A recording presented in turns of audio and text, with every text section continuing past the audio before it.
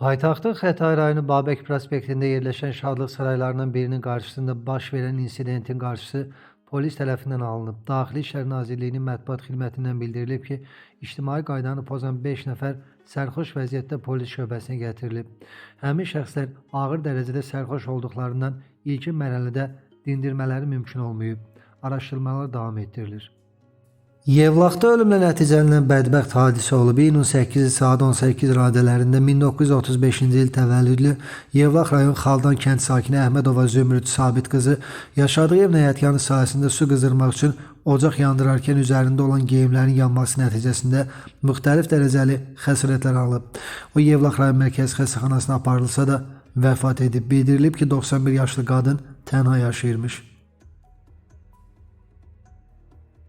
Sumqayıtda ağır yol qəzası olub. Hadisə saat 22:15 radələrində Quba-Bakı yolunun Sumqayıtdan keçən hissəsinin 33-34-cü kilometrliyində qeydə alınıb.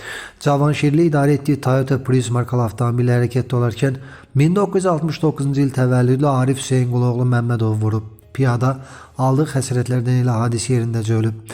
Faktla bağlı Sumqayıt şəhər polis idarəsinin istintaq şöbəsində cinayət işi başlanaraq ibtidai istintaq aparılır.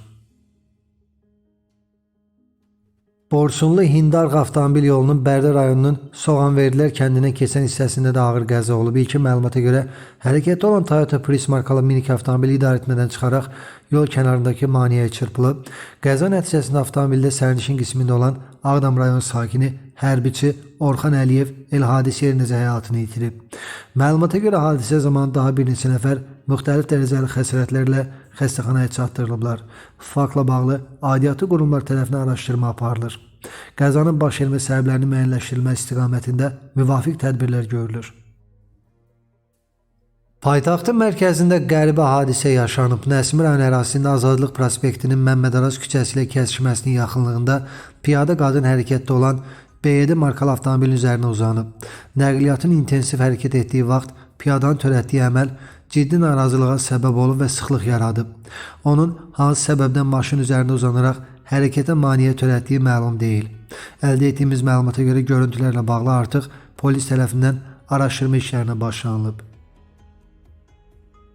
İyunun 5-də Azov dənizində dron hücumları zamanı zərər görmüş gəmilərin heyət üzvləri olan 19 nəfər Azərbaycan vətəndaşı ölkəmizə yola salınıb və onların iyunun 9-da günorta radələrində ölkəmizə çatmaları gözlənilir. Bu barədə Xarici İşlər Nazirliyi məlumat verib.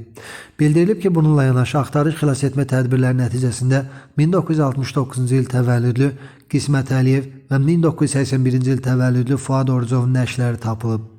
Müvafiq prosedurlar tamamlandıqdan sonra nəşi aşkarlanmış 4 vətəndaşımızın cənazələrinin və onları müşahidə edən Yeysk şəhərində qalan 2 vətəndaşımızın yaxın günlərdə ölkəmizə yola salınması nəzərdə tutulur deyə məlumatda qeyd olunub.